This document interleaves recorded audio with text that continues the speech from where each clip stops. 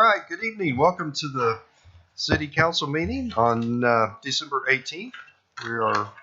We do have a quorum. We'll call the meeting to order and declare it open. I'm going to ask Council Member Josh Stevenson if he'll lead us in the pledge and the invocation, please. Show me the pledge. I pledge allegiance to the flag of the United States of America and to the republic for which it stands, one nation, under God, indivisible, with liberty and justice for all. Please join me in prayer. Heavenly Father, thank you, Lord, that we could come together today and be about the business of the city of Sherman. Please grant us wisdom as we do so. And please be with the first responders every night and protect them as they go about their business protecting us. In your name we pray. Amen. Amen. All right, thank you. We have the approval of the minutes of the regular City Council meeting of December 4th. Everybody have an opportunity to review those. Move to approve the minutes of December the 4th. Second. Okay, motion and second. All in favor? Aye. Any opposed? Motion carries. Thank you, Council. All right, at this time, we are to citizens' comments. Does anyone have anything to speak to the council about regarding any item on the agenda this evening? Okay, if not, we'll move on to the consent agenda. These items are considered to be routine and will be enacted in one motion without discussion unless a council member or citizen requests a specific item be discussed and voted on separately. The consent agenda includes items I-1 through I-10. Would anybody like these broken apart for any reason? Move to approve consent. Second. Okay, motion second. All in favor? Aye. Any opposed? Motion carries. Thank you. All right, at this time we have a special presentation. Linda, if you'll read that for us, please. Recognizing Municipal Court Clerk Bailey Spoonmore's accomplishment in obtaining her Level 3 Municipal Court Clerk certificate. Oh, very good. Is Yolanda here? Just in time. Yes, Yolanda, you come up also and introduce our guest. Yes. Good evening. Good evening. All right. Today we have Jennifer Bezornia. She is the Director of Court Services for the City of Irving and Vice President of the Texas Court Clerk Association. Notified us the city of that the Municipal Court Clerk Bailey recently obtained her Level 3 certification. Ms. Spoonmore is now one of only 140 certified municipal court clerks in the entire state of Texas. Good evening, Mayor and Council and City staff. Thank you so much for allowing me to be here tonight. Talk about walking in with the skin of your teeth. I apologize for my tardiness. I'm parked across the street. I want to make sure that we have an opportunity to celebrate such an accomplishment. As Yolanda mentioned, Bailey is now one of only 140 court clerks in the state of Texas to hold this designation. And that means quite a bit. That means, one, that she has a level of professionalism and excellence that's dedicated to the residents and citizens of the city of Sherman. And that's due to your diligence as well and your support of our program. And so we are hugely thankful to you and your support. We're extremely proud of Bailey and her diligence and dedication to the program. And thank you for allowing me an opportunity to make this presentation in front of you and the rest of the residents of the city of Sherman. So if you don't mind, can I call Bailey up and we can present her with the plaque? Yes, please. Bailey?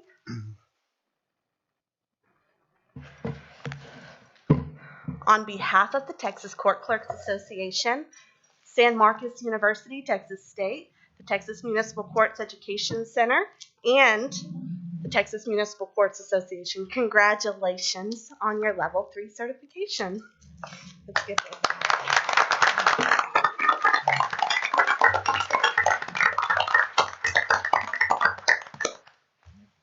Do you mind if we take a picture? No, please. Do you have some you'd like to call up? My mom can take it. Your mom? You want to bring mom up here? Oh, you're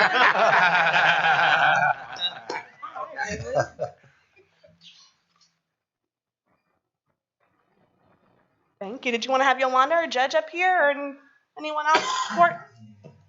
Court staff?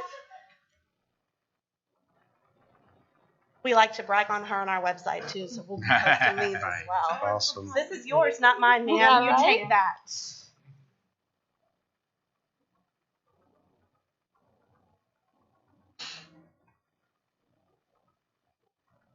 welcome. Congratulations.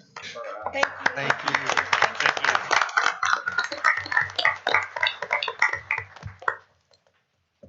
Wow, that's wonderful. Congratulations, Bailey.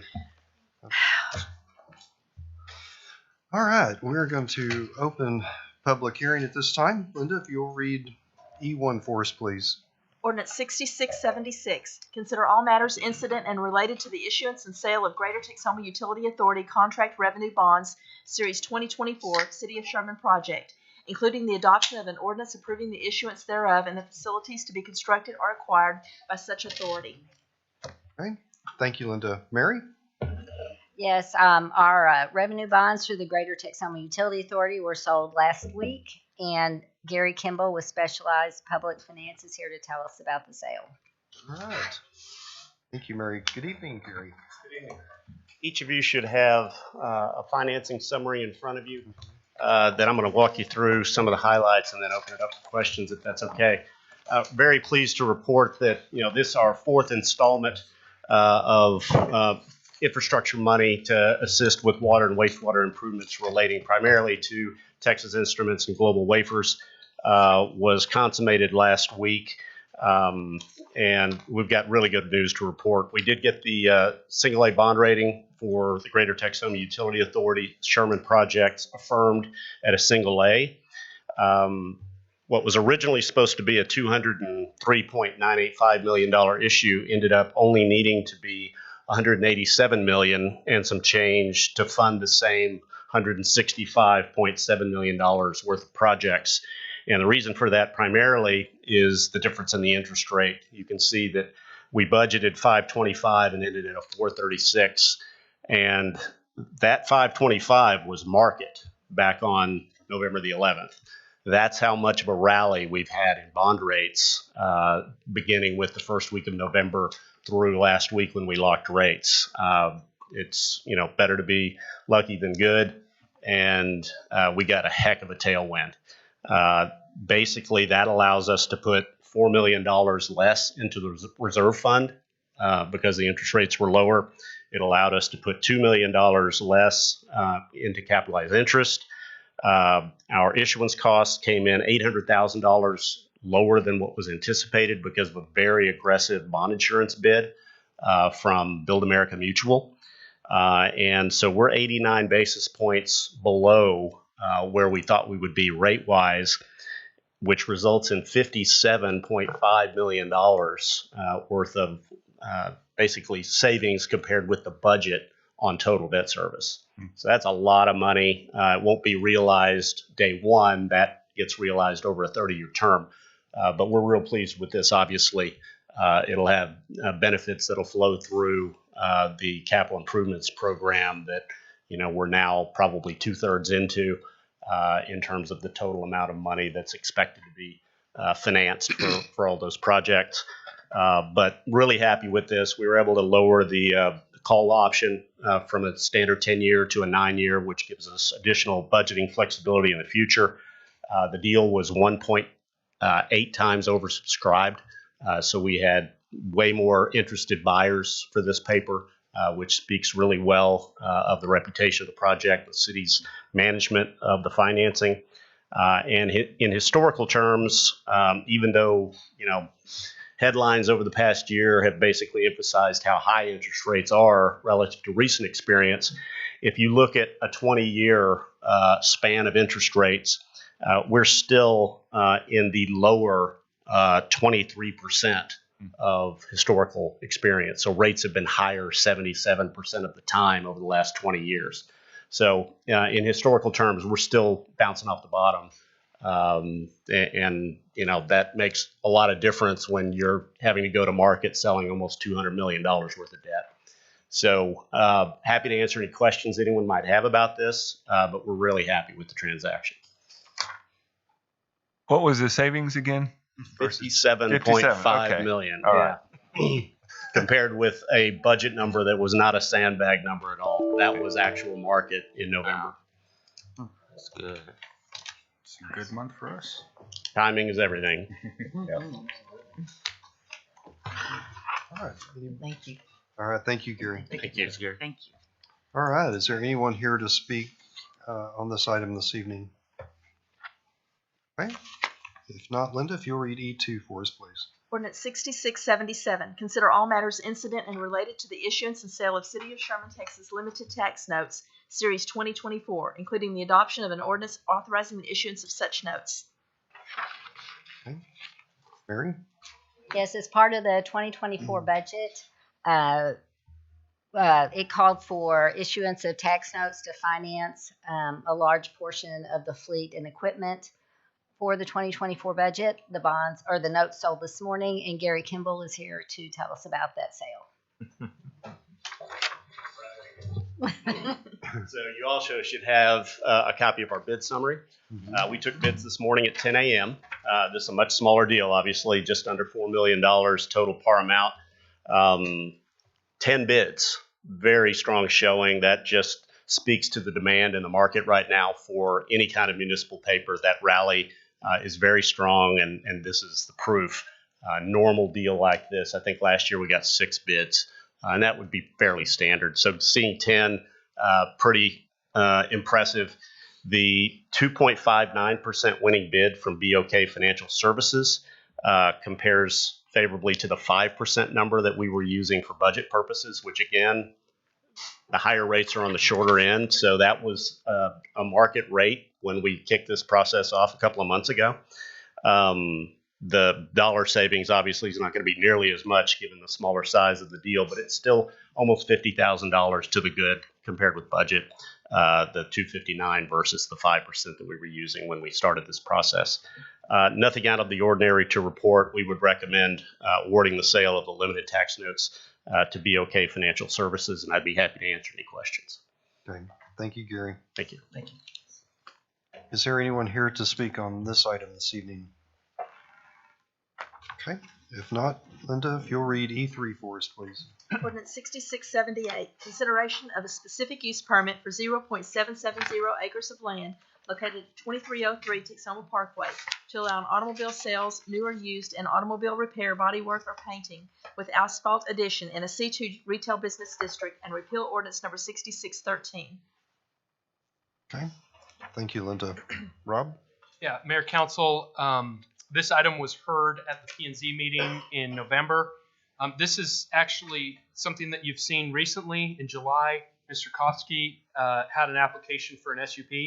He has since wanted to make an addition to the site plan to expand the concrete or the asphalt parking lot. And so this is an update to amend that request and to allow him to do that. Staff recommends approval, and P&Z recommended approval 7-0. Okay, thank you, Rod. Good evening. Hi, I'm back again. I was here earlier this summer, going over that same map, except the yellow portion you see there. I failed to put that on that previous site plan, and so I wanted to add that portion. After moving into the property, realized we ran out of pavement pretty quickly. As a car dealership, it's extremely important that we have a little bit more pavement to put cars. We know we can't put it on grass. So that area that's showing there is grass. Everything there is, we have it fenced in. So you see the property line goes further out. There's actually a grass hill behind that area, but just the level area right there is where we're planning on adding additional pavement so that we could have more cars put out there and some additional customer parking. All right, thank you. Is there anyone else here to speak on this item this evening? Okay. If not, Linda, if you'll read E4 for us, please. Ordinance 6679, consideration of a specific use permit located at 125 North Travis Street to allow a secondhand store or rummage shop in the C1 Retail Business District, Central Business District overlay. Thank you, Linda. Rob? Yeah, this item is for an SUP to allow a secondhand store located at this address at 125 North Travis Street. Planning and Zoning heard this item in the November P&Z meeting, recommended to approve 7-0, and staff also recommends approval of this item. Thank you, Rob. Is there anyone here to speak on this item this evening? Okay, you're here to answer questions? Okay, perfect. Anyone else? All right, Very good. Linda, if you'll read E5 for us, please. Ordinance 6680, amending the Code of Ordinances, providing for application, decision, and approval procedures for reasonable accommodation requests by persons with disabilities for residential uses. Okay, thank you. Linda O'Brien? Sir, federal law, including the Fair Housing Act and the Americans with Disabilities Act, imposes an affirmative obligation on local governments, including the city of Sherman, to make certain reasonable accommodations in their rules, policies, processes related to land use and zoning decisions and application of those regulations when such accommodations may be reasonably necessary to serve individuals with disabilities, to provide them with an equal opportunity to use and enjoy a dwelling. Up to this point, the city has not had a process to hear and consider reasonable accommodation requests that may come before you. The city often does not receive many of these types of requests, but in my opinion, given the federal law implications and the issues involved, it would be my recommendation that the city have a formal process to consider these types of requests that spells out the process, the procedure, the criteria that would be used to make decisions on those types of requests. And so this ordinance before you tonight is more of a procedural ordinance that provides for that process. Thank you, Ron. Is there anyone here to speak on this item this evening? Okay. Now, Linda, if you'll read E6 for us, please. Ordinance 6681, amending the Code of Ordinances of the City of Sherman, Chapter 10, Subdivision Regulation, and Appendix C, Comprehensive Fee Schedule, modifying certain existing regulations and prescribing new regulations relating to tree protection, preservation, planting, and removal on properties located within the Sherman city limits and the city's extraterritorial jurisdiction. Okay. Thank you, Linda.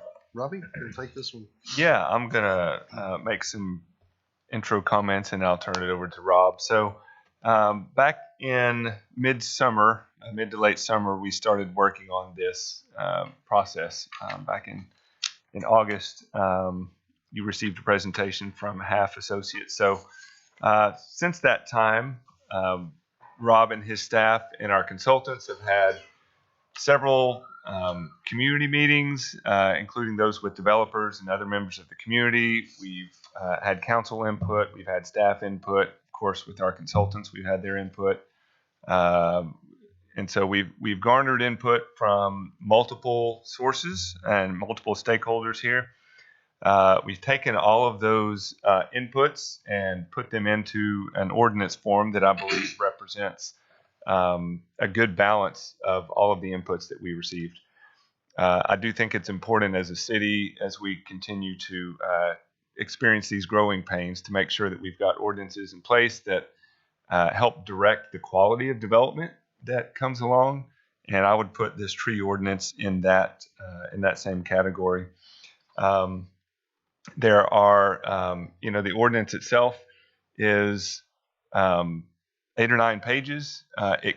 There are other tree ordinances that you might look at other cities that could be 2 or 3 pages, but the reason this one isn't 2 or 3 pages is because I think the staff has done a good job of striking this balance between developer needs, the city's wants and desires. We've put exceptions or exemptions into the ordinance that recognize that not everything is a one size fits all, and so I'm proud of the effort that Rob and his staff have made, and I'm proud of the work result that is the product of all of this. Having said that, this won't be our last crack at this issue. I think it's a great place to start, and I think it gets us to a good point. But if you think back to how we did the impact fees several years ago, we wanted to kind of get our foot in the door, so to speak, to get something on the books that represented a good faith effort to address some issues. And then we came back and looked at it when the time was right. So I would just say this is going to be no different. I believe what you'll see tonight, that Rob's going to just highlight some of the items there, would be a great first place to start. But then recognizing that over the next few months, next year or two, we'll refine it, we'll massage it based on the inputs we get from the development community and the impact that this is having.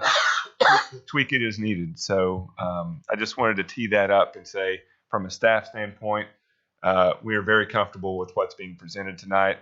I think Rob will say this, but the ordinance that's in the agenda system is not the same. It's been modified slightly, it's been tweaked slightly, and you have the correct version in front of you that Rob will highlight some of those changes. So I'll turn it over to Rob, and then we can have some discussion after. Thank you. Yeah, you have two ordinances in front of you. One's a clean version that has no markups, and one version has markups identified that we can discuss. I have the slides. I have brief, only 28 slides to go over, so this should really be really quick. But I'm kidding. There's only 5 slides, so Boo. because we had a presentation last month, I think we could bypass all those other slides that we went over. Kind of to summarize, as Robbie stated, we started this process in August. Fast forward last month, we did a presentation to council on November 20th. One of the things that we heard from council is, hey, is there any way we can simplify this ordinance or simplify these regulations? We tried to do a few things, but the one thing that we noticed when we were trying to simplify is that if we want to simplify, it would be reducing the amount of exemptions or alternatives to the ordinance that would be provided for developers.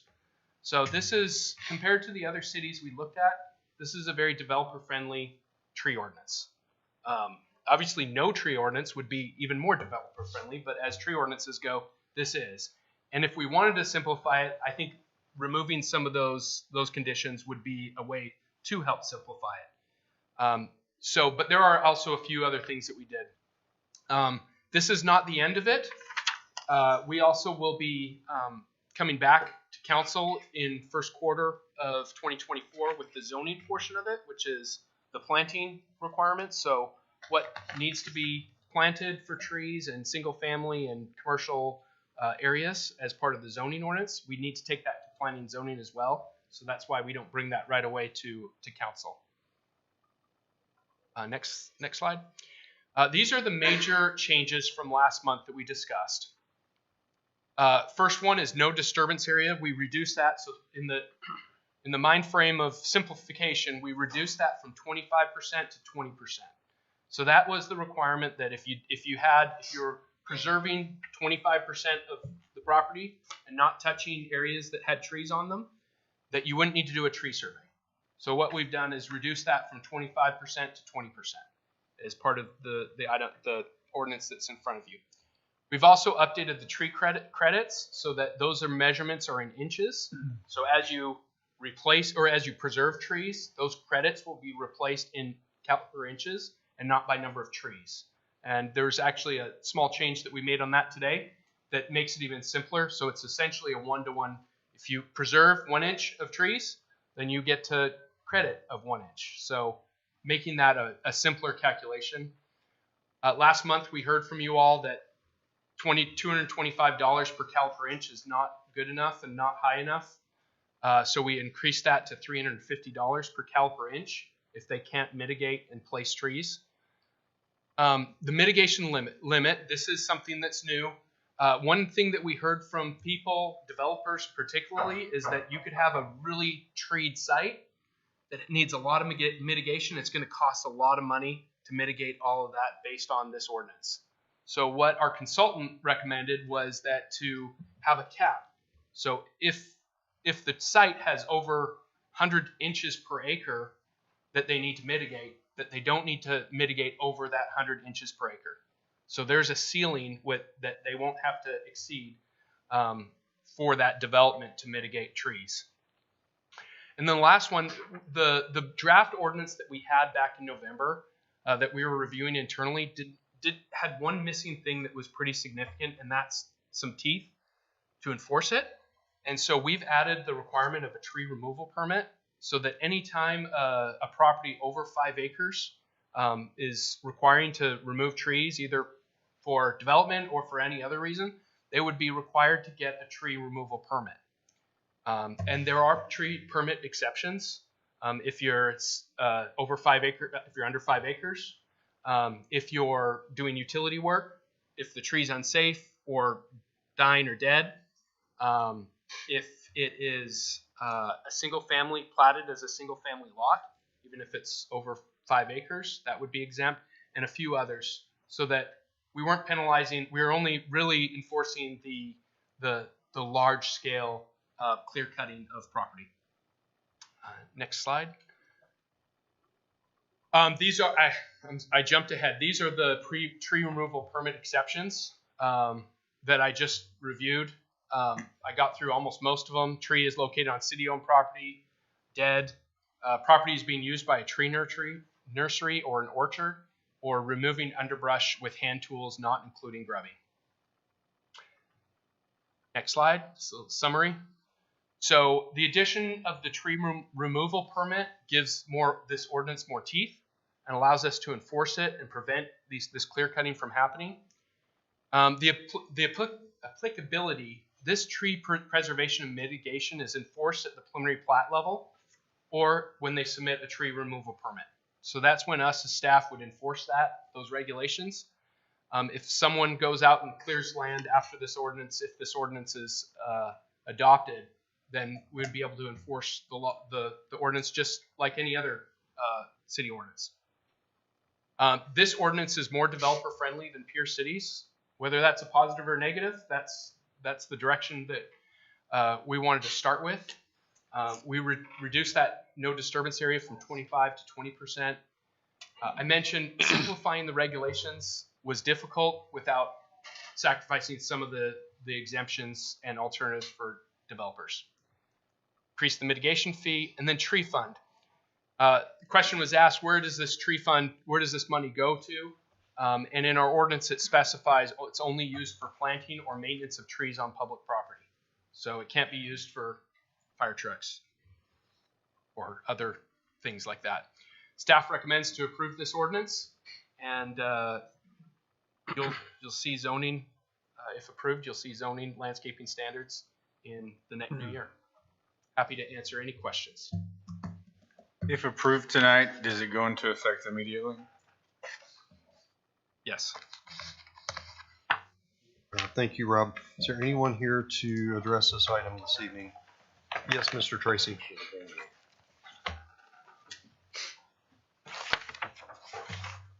Peter Tracy, 700 South Valentine. At the planning and zoning meeting, and I discussed this earlier tonight with Rob, one of the concerns I brought up was when a development was put in behind my house, a tree was taken down that had a bald eagle nest in it.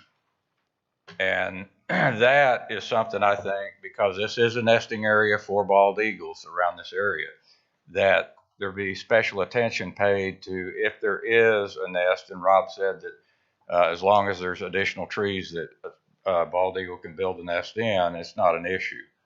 But it still needs to be taken into consideration because they return to the same nest year after year. And what nest that was behind me was taken down.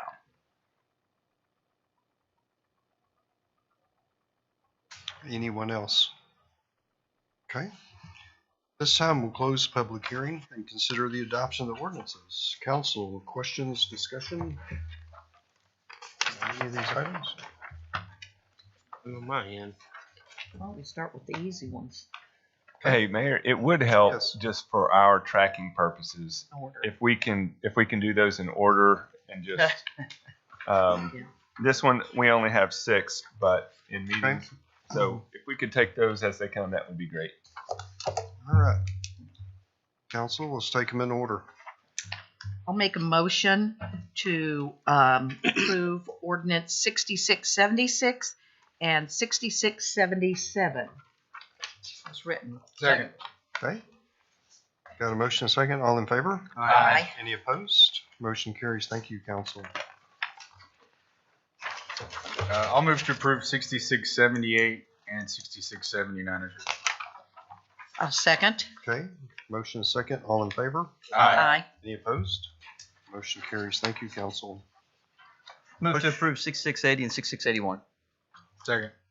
I do want to just ask Yes, a couple go ahead. questions on Go ahead. 6681. Just wanted to confirm a few things. 6681. So if someone is actively removing trees now and we pass this tonight, is there any kind of continuation of their activity since they're taking down trees right now? If we pass this tonight, do they stop tomorrow? So it If they've depends. got equipment on their property right now, because that is Yeah. happening at a rapid rate right now. So, Yeah. So there is a provision in the ordinance that says if you are clear cutting at any point in time, that can be looked on disfavorably by the council whenever there might be a discretionary approval that comes before you in the future. So that's one point. I don't think that addresses your question specifically. I suppose if someone tomorrow is removing a tree and it's in violation of this ordinance, then I believe that could be something that can't happen under the ordinance because it goes into effect on adoption. So city would have a way to enforce that under this ordinance. So my thought is if somebody's clear cutting now, we adopt this tonight, tomorrow morning, They're done. we can send Notice. Yeah, it would be a code enforcement issue at that point. Okay. We may need to get some envelopes and some letters. well, and that was my, how is this going to be communicated most effectively to the community and developers ASAP? And the reason I bring this up, and I've talked to most of y'all, and probably people in the audience here, is this has been going on, this discussion's been going on through August. And I really appreciate, I think the staff and Rob, we've done a really good job of making a very quick decision on an important topic. But make no mistake about it, the developers know it's coming and have known and are knocking trees down right and left. This is not an anti-development passing, but there's some blatant tree removal, in my opinion, taking place. Hopefully this should stop some of that going on. So however we can communicate it best, to at least they probably are going to know because this is on their radar, obviously. But I would like that in some form or fashion communicated however we can with those who've attended our meetings, our developer meetings and whatnot. So, and who is going to be our go-to person? Is it Robbie? Are you the go-to on this? Well, I mean, it is kind of a development enforcement issue. So I think Rob would be the point, but there are elements of the ordinance that give that require them to come to the city manager or his designee for approval for certain things. So I would say that's number one. Number two, I think it'd be easy to put together an email of those developers who we know are in the middle of their process of clearing and whatnot. Many of which have attended these developer meetings, public developer meetings. So I think we could do that in very short order, in addition to just following up in other means as well. I mean, you send it by snail mail, there's no telling when they're going to get it, right? So our goal would be to send that out electronically, and then maybe follow up actually just by phone calls or driving to sites or whatever. They're probably watching right now, but anyway, however else we can get it to them, we'll try to get it to them. So, right. Brian, this is kind of related, but Mr. Tracy made a point about a bald eagle's nest. Those nests are probably protected by federal statute, and they can't take those down, if I understand that correctly. Is that right? I'm not an expert on that, but that's my understanding as well. And so there may be other laws like federal laws, state laws that impact a person's ability to take down a tree that is actively being used as a nest by protected species. So that would be outside of something the city has to do or has control over. Councilman, we have worked with different federal agencies on that exact topic before. So I thought we had. Okay. I have a question also. It's regarding that. I know that this ordinance is geared towards new developments. But what about residential? Like a new homeowner just decides, I don't like this tree, I'm gonna cut it. Yeah, that the ordinance has exceptions for that, and anything under 5 acres or a platted lot that is a Single family. 2-family residence. They're still gonna be required to ask for a permit for them. Nope. That's exactly Under 5. Now, 5 acres. and Ryan, if Yep. I read that correctly, that's in the state. That's in state government code that we can't require them to get a permit in a residential or a duplex. Yeah, there are limitations under state law for how you might apply a tree preservation and mitigation ordinance. State law does not prevent you from requiring a permit in that scenario. I think it was the opinion of staff and its consultants that at this point, asking people in their single family lot that someone happens to want to tear down a tree to come in and get a permit is too onerous, at least at this point. But of course, if that's something that you all wanted to consider, certainly do that. I think trying to roll this out and address the concerns that have been brought up by both the citizens, you all, and the development community, I think it strikes a balance between those two. Okay. Do you want to talk about motions? Right. In your motion on this item 6681, if you wouldn't mind just making clear that it's the ordinance that's before you on the dais, not the ordinance that was in the packet. Okay. We'll take it separately. I'll make a motion on 6680. Second. We approve. Okay, we got a motion second on 6680. All in favor? Aye. Any opposed? Motion carries. Okay, now 6681. I'll make a motion on 6681 that we approve the ordinance that is the amended ordinance in front of us on the dais. Second. Okay, motion second. All in favor? Aye. Any opposed? Motion carries. Thank you, council. All right. Linda, we are to G1. Will you read that for us, please? Resolution 7238, approving the Greater Texoma Utility Authority's intention to award guaranteed maximum price GMP-E backfill to Kiewit Water Facilities South Company. GMP-G concrete to Kiewit Water Facilities South Company. GMP-H underground electrical to Alterman Electric, and reject GMP-F underground piping for the Southwest Water Treatment Plant MBR project. Thank you, Linda. Good evening, Tom. Good evening, Mayor. Good evening, Council. This project was advertised on November 17th. Bids were opened on December 7th. The project recommended to award and proceed toward construction are the concrete, which will start January the 1st, is GMP-G. The electrical underground, which is GMP-H, will also start in January, the construction thereof, if approved. And the backfill, which is GMP-E, and that construction would start in May 1.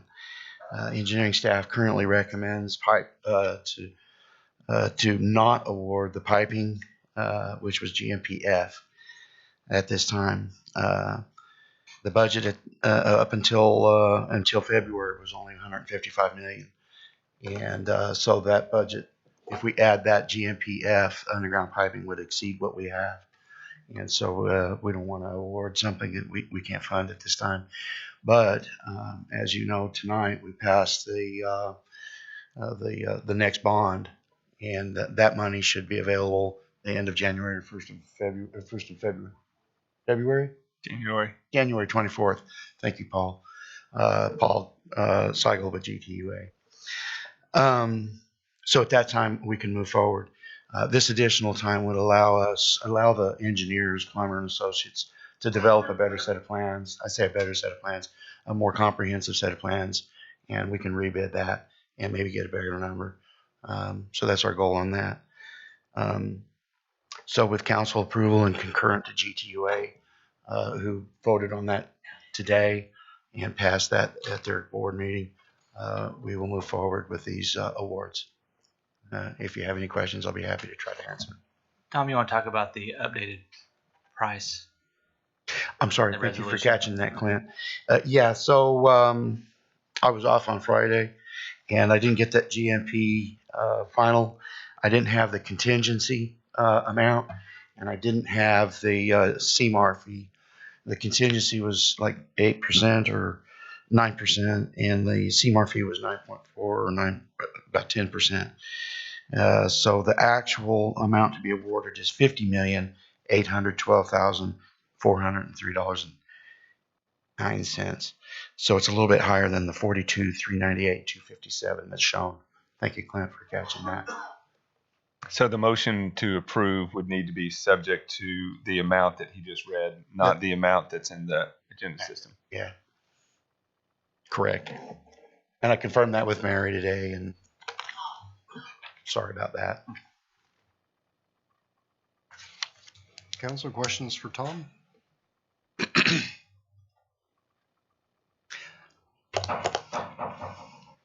Move to approve. Second. Okay. Based on the number that Tom has presented us today. Second. Motion is second. All in favor? Aye. Any opposed? Motion carries. Who was Thank the you. second? Thank you all. Thank you. All right. Linda, if you'll read G2 for us, please. Resolution 7239, approving the Greater Texoma Utility Authority's intention to amend Guaranteed Maximum Price C, GMP-C, by awarding pre-selection equipment package 4, 13 separate bid items for the South Wastewater Treatment Plant MBR project. Thank you, Linda. Tom? Thank you again. So this project was previously awarded to increase the budget last month on the November 20th council meeting. So we raised it $6 million to account for some extra stuff that we were going to have to pre-procure, or pre-selection, I should say. We opened bids on those, and there are 13 items, some very substantial pieces of equipment to the tune of $7,742,833 or $883. And so with approval, that's just going to be put onto the GMPC that we've already approved. And I thought that I give the council the opportunity to know that that was being bid and that it would be concurrent with GTUA's award of those items. And I have a list of those items if you'd like to know what they are. But there are quite a few things. At this time, let's see, we had the $16 million budget, not including the fees. And we will have spent $15,265,000. And so we're pretty close to that figure. We only have one small thing to get that nobody submitted a bid on. That was those peristaltic pumps, and they'll fit within this budget. Okay. Motion to approve G2. Second. Okay, we've got a motion and a second. All in favor? Aye. Any opposed? Thank you, guys. Motion carries. Thank you, Tom. All right. Linda, if you'll read H1 for us, please. Consider an act on petition from BM Dorchester LLC related to 660.361 acres of land located in the Antonio Hernandez Survey, abstract number 488, Grayson County, Texas, a portion of which is located within the City of Sherman's extraterritorial jurisdiction. Thank you, Linda. Wayne, good evening. Evening, Mayor and Council. So this is our second petition to de-annex out of Sherman's ETJ. This particular property is out in the far west end, out towards Dorchester. A small portion of the land that's highlighted there in purple is in the Sherman ETJ. Some of it's in Dorchester ETJ, and some of it's just flat out in the county only. Staff is recommending denial of this petition due to conflicts in the new laws, similar to the denial made on the first petition. Thank you, Wayne. Council, questions, discussions on this issue? I move to deny the petition submitted by BM Dorchester LLC for the lease of property from the city's extraterritorial jurisdiction because Senate Bill 2038, Local Government Code Section 42.104 and Section 42.105 are unconstitutional delegations of legislative authority and are in direct and irreconcilable conflict with Local Government Code Section 42.023, and the city has not consented and does not consent to release of the property from its ETJ or any reduction of the city's ETJ. Second. Second. All in favor? Aye. Any opposed? Motion carries. Thank you, Council. Linda, if you'll read H2 for us, please. Site plan for Bel Air Beach Club being 10.34 acres in the Sherrard Dunham Survey, abstract number 329, and currently zoned PD, planned development. Ronnie Guerrero, owner, and Michael Carlisle, Kimley Horn and Associates applicant. 300 to 1,000 blocks East FM 1417, Vietnam Veterans Parkway. Rob? Yeah, this is item for site plan approval. Plan development site plans need to go to planning and zoning for approval and to city council. This is the Bel Air Village proposal for the beach club. This is a site plan located in the middle of their development. Planning and zoning heard this item in November and approved it subject to the staff review letter. Staff would also recommend council approving this subject to the staff review letter. One of the building elevations that is contained in the proposed site plan exceeds the allowable limit in the planned development district, and so the developer has expressed that they would like to either alter the PD, or they'll need to PD language, or they'll need to lower the elevations on one of the structures. Happy to answer any questions that you have. Okay, thank you, Rob. Council, questions, discussion on this item? How far over is it? I believe it's not. They have a lighthouse at the kind of the north portion of the beach club, and I believe it's 90 feet, and the maximum is 75 feet. So that was one comment in our staff review letter, that it didn't meet that regulation. 20 feet. Is that what we're looking at? Yeah. 15. How tall do we allow their apartments? Same thing, 75 feet on their apartments. Yeah. But it's a lighthouse, so it should be taller. It shouldn't be on the same level as the house. I mean, it's unsafe. Yeah. Yeah, I agree with that. But approval of this doesn't make the height okay. He'll have to come back later and adjust that if he does want the true 90 foot. So this is just approval of the actual site plan. Correct. Yeah, that's correct. Going Move to into, approve H2. going into December, let's get this thing moving. I'm ready to swim. Is that a motion? Not now. You know, Yes, it's sir. going to be cold, but yeah, I'll second this. Okay. Whichever. Got a motion, a second. All in favor? Aye. Any opposed? Motion carries. Thank you. All right. We have a prepared presentation promoting progress on Project Pepperoni. Oh. Hey, hi guys. All right, now everybody You have cross pizza? your fingers that the technology What kind of is with us cheesy, here. Nate? Give him some points. There's 5 points. Okay, so to give you guys a little bit of background, this is a project that came out of a discussion between Robbie and Zach probably about 9 months ago at this point, regarding the tremendous amount of money that the city is spending and the tremendous amount of projects that we have going on simultaneously, and how we might be able to create something that would allow a layperson to look at kind of the 30,000 foot view and see, okay, this is exactly what this project is, this is where it's at, this is how much we've spent, and this is how much we plan to spend. Those are basically the pieces of information we wanted to get across. So Zach approached our GIS staff. So for those of you who don't know, that's Geographic Information Systems. So it's basically drawing fancy pictures on a map. We have found out over the course of this project that the City of Sherman has a fantastic GIS staff. We asked them to create this product out of thin air. This was not something that existed anywhere else before. They had to make it from scratch. And every single time we asked for changes and edits, and there were a lot of changes and edits, they came back and just knocked it out of the park. So although Zach and I have kind of been wrangling this project, we didn't do the work. This is all the work of our GIS staff and others, some of whom are here in the room. Craig Long in our accounting office, he's the one that's been handling all the financial side of things. And Carrie's here. She's working on the P&Z side of things. So what is the pizza tracker? Why is it a pizza tracker, first of all? Well, because if you've ever ordered a Domino's pizza online, the first thing that comes up after you complete the order is a little progress bar that shows you where your pizza's at and how close it is to getting to your house. So that was Zach's idea to essentially model the framework of it after the Domino's pizza tracker. And so that's how Project Pepperoni was born. So we've been working on this for months and months, and we're finally ready to present it. I should say this is a living, breathing thing. This is not going to be static, so this will be edited and updated consistently. Of course, a pizza tracker isn't worth very much if you don't have up-to-date information. So if we can get it back there. So that works. So essentially over here on the left side, you have a list of all the different projects, 42 in total. This is everything that we could think of as a first pass. I'm sure there's a few we missed and we'll be adding later.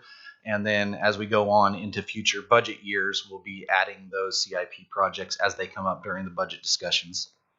But basically, once you click on a individual project, it zooms you into that project.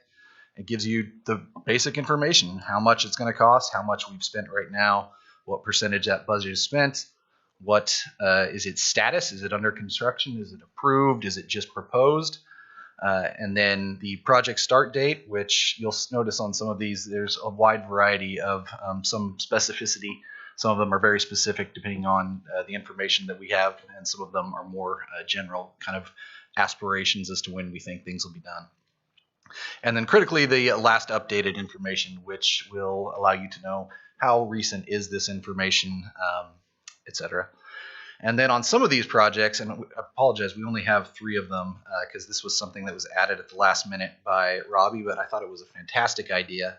On some of these projects, when you click on the video link, it will take you over to YouTube and provide you with a view of our most recent drone update on that project. Wow. So while you're looking at this, I wanted to mention that the spirit of some of this was we know that staff comes to you often requesting X amount of money for a project. And my comment to Robbie and to Nate was that I'm here every day and can't keep track of the amount of things that we're going through. And so to expect the council to come into a council meeting and be up to date necessarily on where everything's at, that's hard for me to do, and I'm here. So I thought it would be prudent to provide you with something that you can get a quick look, and it will also allow you to manage some expectations when we're coming back asking for more money. You can quickly look and see and expect that, yeah, there's a large gap between the total budget and the budget spent, so we'll be asking for more money. It will help to establish those expectations. So it is a transparent tool for the public to see where their monies are going, and it's also, I think, a practical tool for yourselves to be able to get a quick update to educate yourself real quick on what's going on and what the monies you're approving goes to. And that's a good point to make. This is, although we conceived it as mainly being useful for internal use among you guys or future counselors, this is going to be open to the public. So anyone in the public can access this and look at it at any time to see kind of what these projects are and where they're going. You can sort them by status. So if you only want to see the projects that are under construction, it'll narrow it down for you. And then you can also sort it by type. So you can look, I only want to look at water projects or sewer projects. You can sort it that way as well. So we think it's a really cool tool. It really took a lot of hard work by a lot of people. But once we got into it, we realized, wow, this is a really cool tool. Maybe we are not setting our sights high enough. So we started bringing in other departments and added some additional functionality to it. So we also took our development map. You guys are familiar with this map. It's set up at every single event that we ever do regarding development. And every time we do any of these events, there's 10 different people that come up to us and say, hey, could I get a copy of that? That sure would be neat to have. So instead of sending a PDF with agate print saying how many houses are going to be built in any of these developments, this will be an ongoingly updated document. So we'll probably update this quarterly. This won't get as many updates as the other one will. Just because of the lack of updates. But once you click on a specific property, it breaks it down for you as far as how many single family, multifamily, and the current status of that project. So that's probably one that's going to be more useful to the general public. People like realtors are the people who always ask for stuff like this. And the fact to have that information where you can actually go and look at a specific area of the city and see everything that's planned for your neighborhood, we thought would be useful. And you can also sort that the same as the others as to what stage in the process those are. But then we said, well, that's pretty cool, but why don't we try to go one step further? And so we created a third map. And this one is the least developed of all. This is one that we have, this one will improve a lot over the course of the next 6 months. Where it is today is not what it will be. But this is an interactive way to look at all of the projects that are coming up on any specific P&Z agenda. So you can switch between the months and see where those projects are, see whether they were approved, denied, pending, tabled, withdrawn, or no action taken.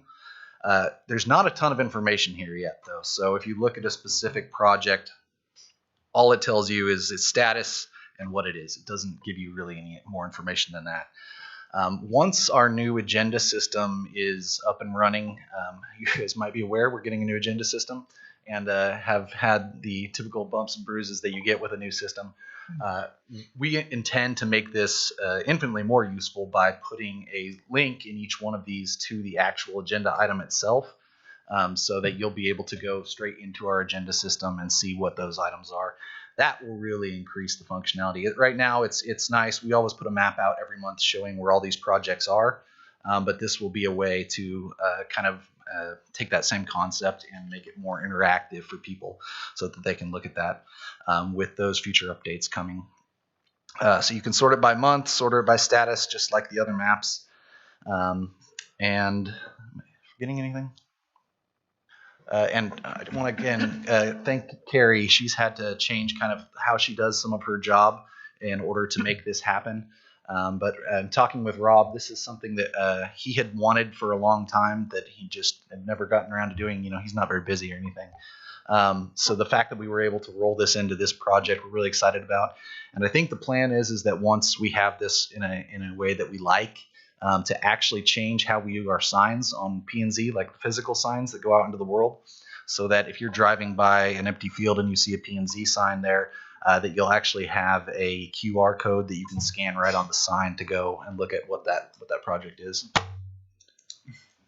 So I would like to. One idea. Thanks, Nate. I would like to extend our gratitude again. I would like to personally thank Craig and Carrie, and also address Dwight Lagrone and Jerry Pace and Sean Hackworth, who aren't able to be here this evening, but they put in a lot of work, exceptionally talented. I would also like to thank GTUA. I think that y'all been great in giving information to Craig and to Mary that's allowed us to be up to date on providing the council and the public information on these monies, and we appreciate that and the teamwork that takes. So I'm excited about it. Appreciate all the hard work. Nate also put in a lot of work, and I appreciate that. So, and I would add that the platform that this is on was a platform that we already had, right? We didn't have to go out and spend tens of thousands or hundreds of thousands on new software or new infrastructure. You know, we didn't even spend hundreds of dollars. This was all done in-house with things that we spent no dollars with tools tools that we already had, with people that were already able to do this. So it's kind of this grassroots awesome tool, I think, that will be very useful. So do other cities do this type of thing? No one does it, right? It's just Sherman. I have not seen anyone that does it like nobody does this. Yeah. Is Robbie's there any way Robbie's that way we ahead can of you. capitalize on it financially? Copyright it. Can we copyright it? And I will say that I've seen other cities that produce maps of where, there may be a P&Z map or produce maps of different projects, but I have not found one that also associates it with the financials or a capital improvement plan. That's right. That allows the holistic look. And I think one of the reasons for that is because it does require manual update.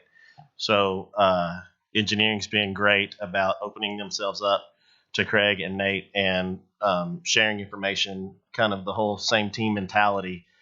But somebody has to go in and make those updates. Yep. And so I think that's one of the reasons why you don't see other places do it. But I believe that the work is worth it. The squeeze is worth the juice, given the information that it provides. Okay. Maybe TML. Yeah.